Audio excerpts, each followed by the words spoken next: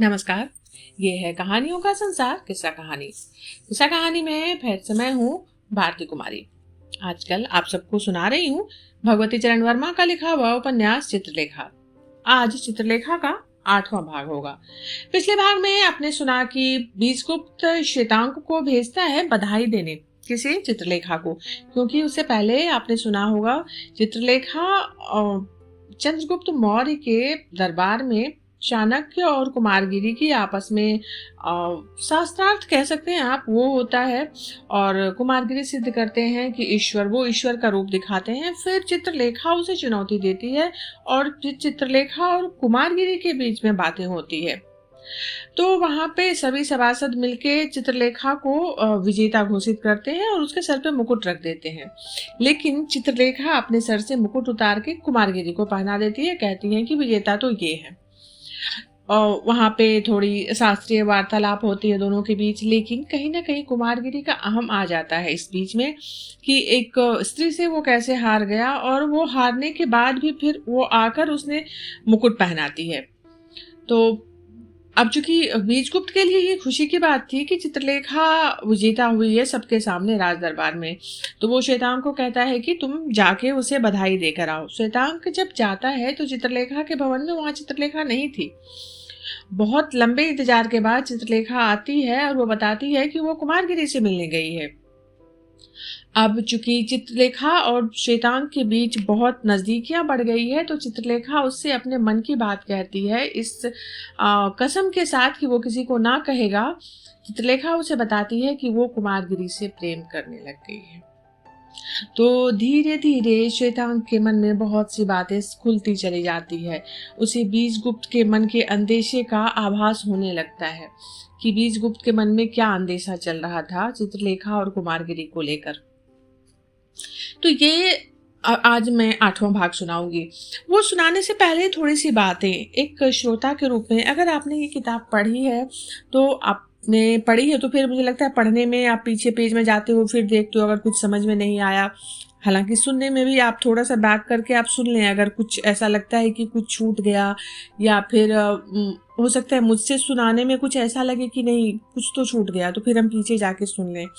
लेकिन जब ये उपन्यास में पढ़ रही हूँ तो ये ऐसे भी कुछ अलग सी चीज है, आप देखेंगे पढ़ते हुए कि कैसे पाप पुण्य को जानने के लिए जानबूझकर रत्नांबर ने जिसे पाप जानना था उसे भोगी के पास भेजा, और जिसे पुण्य जानना था उसे योगी के पास भेजा।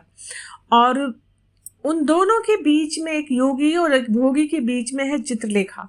चित्रलेखा ऐसी है जिसमें मादकता भी है और जो विदुषी भी है, इसीलिए वो बीजगुप्त को भी आकर्षक लगती है और कुमारगिरी भी उसकी तरफ खींचता है दोनों। और कुमारगिरी का दंभ टूटता है, क्योंकि आप शुरू के एपिसोड में आपने सुना होगा कि कुमारगिरी के कुटी में जब रात्रि में विश्राम लेने के लिए, आश्रय लेने के लिए बीजगुप्त और चित्रलेखा आते हैं, तो वहां कुमारगिरी कहता है कि स्त्री अहंकार है।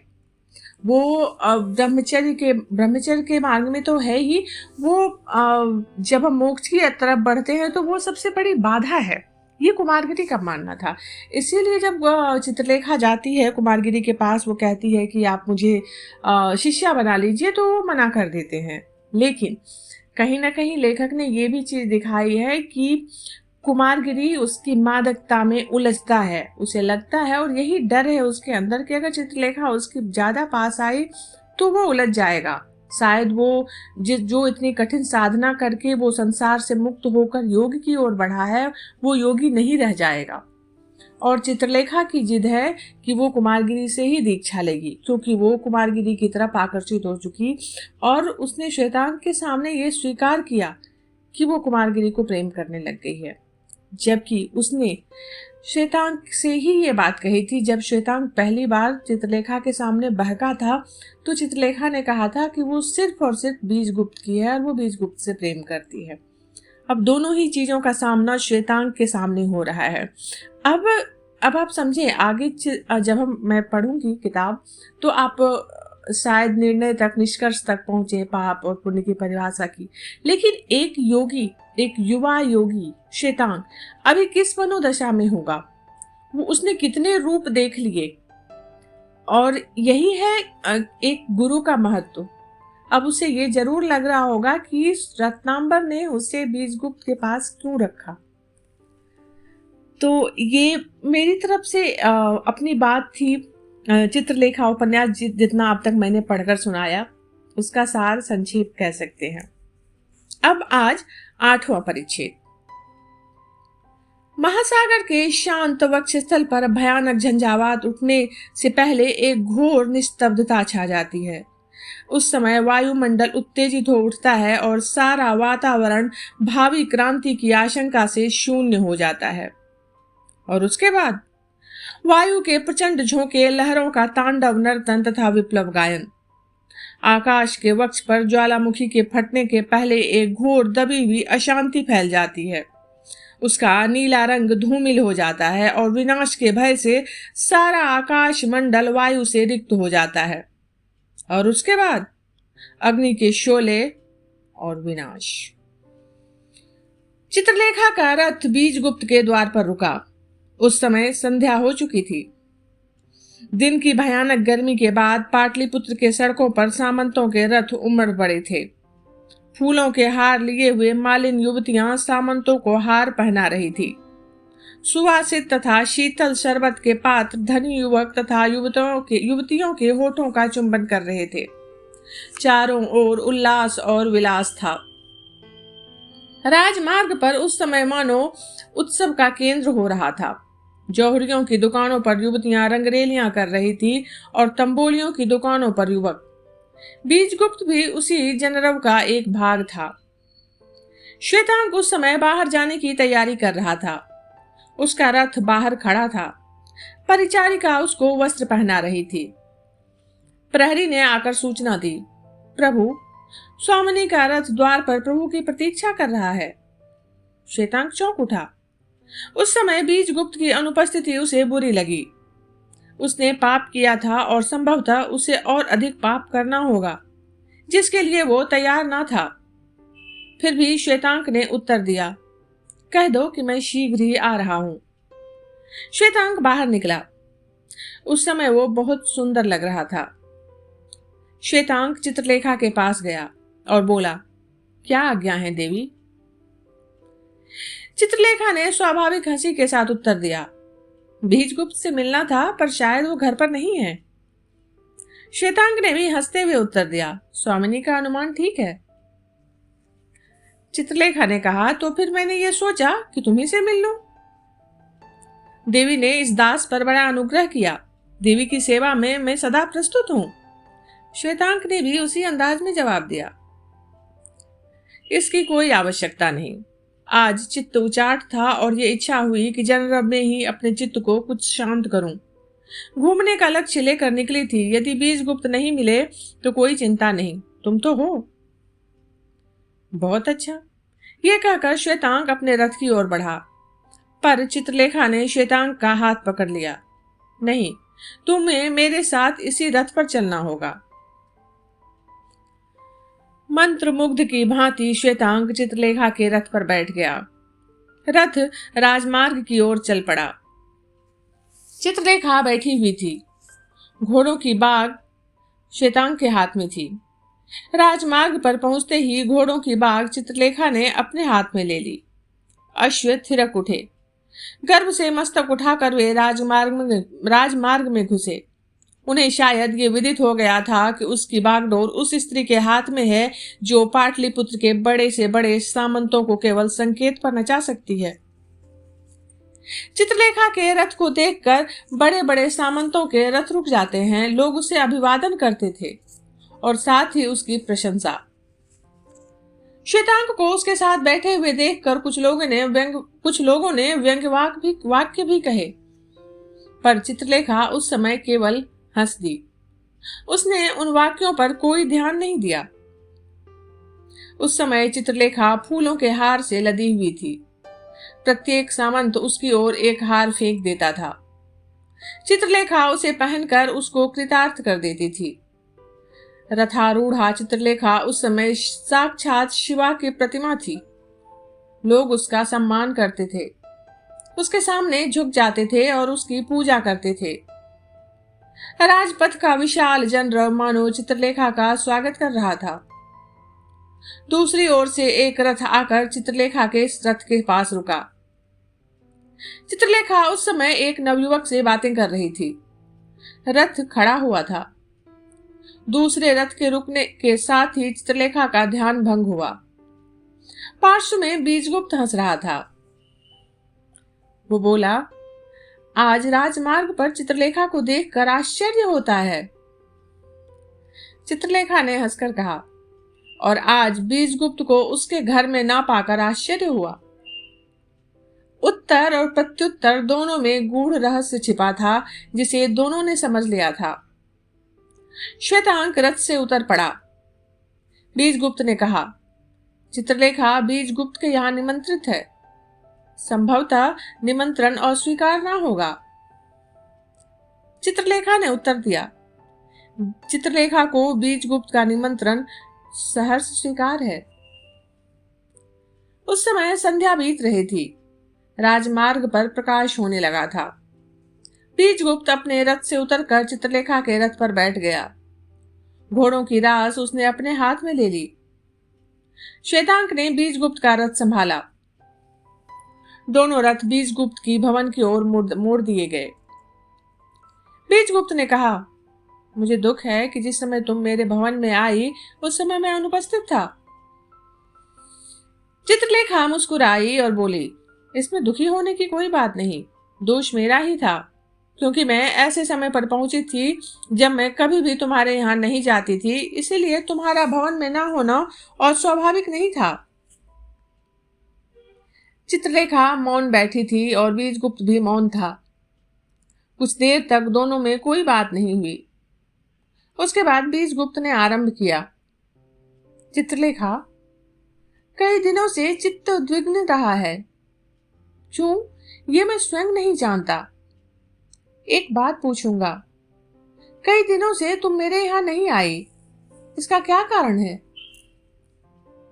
चित्रलेखा ने अपना मुख उठाया। कारण पूछते हो? नहीं आ सकी क्योंकि आने की इच्छा ना थी। बीजगुप्त को इस उत्तर की आशा न थी। उसका अनुमान था कि चित्रलेखा कोई कारण बताएगी, पर इतनी स्पष्ट और वास्तविक बात सुनकर उसे आश्चर्य हुआ और कुछ क्रोध हुआ। क्रोध अपने ऊपर तो हुआ ही, पर चित्रलेखा पर भी हुआ। आने की इच्छा न थी, इसका कारण जानने का मैं अधिकारी हूं। चित्रलेखा ने बीजगुप्त के मुख की ओर देखा। उस पर दृढ़ता थी और गंभीरता भी थी। क्रोध की छाप थी और स्वामित्व की गुरुता थी। चित्रलेखा का मुख लाल हो गया, फिर भी अपने भावों को दबाते हुए कहा, अधिकारी हो? इतना नहीं जानती थी। मनुष्य पर मनुष्य का क्या अधिकार है, ये मैं नहीं समझ सकी। फिर भी तुम कारण जानना चाहते हो तो सुनो। इन दिनों किसी अंश तक मेरा चित्त उद्विग्न रहा है और इस उद्विग्नता में मैं अपने को और अपनों को भूल सी गई थी। ठीक इसी समय रथ बीजगुप्त के भवन के द्वार पर रुक गया।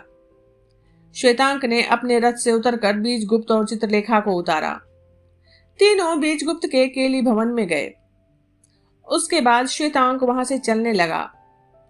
श्वेतांक के जाते ही बीजगुप्त ने कहा, श्वेतांक, ठहरो, तुम्हारे जाने की कोई आवश्यकता नहीं है। चित्रलेखा ने बीजगुप्त से कहा, नहीं, श्वेतांक की यहां कोई आवश्यकता नहीं है। बीजगुप्त हंस पड़ा और बोला, साथ ही श्वेतांक की उपस्थिति से यहां कोई हानि भी नहीं है, वरन इससे तो श्वेतांक का लाभ ही है। इस अनुभवहीन व्यक्ति को संभवतः कुछ अनुभव भी प्राप्त हो। ये सुनकर श्वेतांक रुक गया। बीजगुप्त ने उसे मदिरा देने का संकेत किया। इस काम में श्वेतांक अभ्यस्त हो गया था। मदिरा का पात्र उसने बीजगुप्त को दिया, चित्रलेखा को दिया और स्वयं भी लिया। फिर थोड़ी दूर हटकर श्वेतांक बैठ गया। बीजगुप्त ने आरंभ किया, हाँ, अभी तुमने कहा था कि तुम किसी उद्विग्नता में स्वयं को और अपनों को भूल गई थी। इस विस्मृति को उत्पन्न करने वाली उद्विग्नता भी विचित्र होगी। ये सुनकर चित्रलेखा हंसी और बोली, तो क्या मैं ये समझूं कि बीजगुप्त मुझे अपनी मन प्रवृत्ति का विश्लेषण करने को बाध्य कर रहे हैं? नहीं, बाध्य नहीं कर रहा हूं, वरन प्रार्थना कर रहा हूं कि मुझको ये ज्ञात हो जाए, बीजगुप्त ने बहुत सरलता से कहा। यदि बीजगुप्त ये प्रार्थना कर रहे हैं तो उनको ये विदित हो कि उद्विग्नता असाधारण है और उस उद्विग्नता का कारण भी असाधारण है। पर साथ ही चित्रलेखा उस उद्विग्नता पर अधिक कहने में असमर्थ है। चित्रलेखा की ये बात सुनकर बीजगुप्त ने श्वेतांग की ओर देखा। श्वेतांग मौन भाव से उस बातचीत को सुन रहा था। चित्रलेखा असमर्थ है, बीजगुप्त ने धीरे से कहा। आज हम दोनों के परिचय के बाद पहला अवसर उपस्थित हुआ है जब चित्रलेखा बीजगुप्त से अपनी बातें छिपा रही है। चित्रलेखा का हृदय बदल गया है, इसका बीजगुप्त को कुछ क्षीण आभास हो रहा है। मदिरा की गर्मी वहां बैठे हुए व्यक्तियों पर अपना प्रभाव जमाने लगी थी। दूसरा प्याला अपने होठों से लगाते हुए चित्रलेखा ने कहा, इस परिवर्तनशील संसार में किसी भी चीज का बदल जाना अस्वाभाविक नहीं है। बीजगुप्त ये सुनकर स्तब्ध सा रह गया। इस उत्तर के लिए वो तैयार ना था। वो बोला, क्या कहा? इस परिवर्तनशील संसार में किसी भी चीज का बदल जाना अस्वाभाविक नहीं है? तो फिर मैं ये समझ लूं कि चित्रलेखा का प्रेम बदल सकता है? चित्रलेखा ने जो बात कह दी थी उसके लिए वो स्वयं भी पछता रही थी। बिना सोचे समझे, परिणाम पर बिना ध्यान दिए हुए आवेश में आकर उसने ये बात कह दी थी। उसने ये सोचा तक ना था कि उस बात का पर इतना महत्वपूर्ण प्रश्न हो सकता है। उसने साहस किया, नहीं, बीजगुप्त का अनुमान मिथ्या है। चित्रलेखा का प्रेम सागर की भांति गंभीर है, उसका बदलना असंभव सा है। पर साथ ही मैं ये मानती हूं और उसको ठीक भी समझती हूं कि प्रेम परिवर्तनशील है। प्रकृति का नियम परिवर्तन है, प्रेम उसी प्रकृति का भाव है। प्रकृति का नियम प्रेम पर भी लागू हो सकता है। कटु होते हुए भी चित्रलेखा ने जो कुछ कहा वो किसी अंश तक सत्य था। इसका बीजगुप्त ने अनुभव किया। बात सत्य थी, कहने का अवसर उपयुक्त था और बात का प्रसंग भी समयोचित था। बीजगुप्त ने अनुभव किया कि चित्रलेखा उससे दूर हटती जा रही है और वो चित्रलेखा से। एक अज्ञात शक्ति अथवा प्रेरणा इन दोनों प्राणियों के बीच आ गई है। बीजगुप्त बोला, चित्रलेखा, तुम भूलती हो, प्रेम का संबंध आत्मा से है, प्रकृति से नहीं।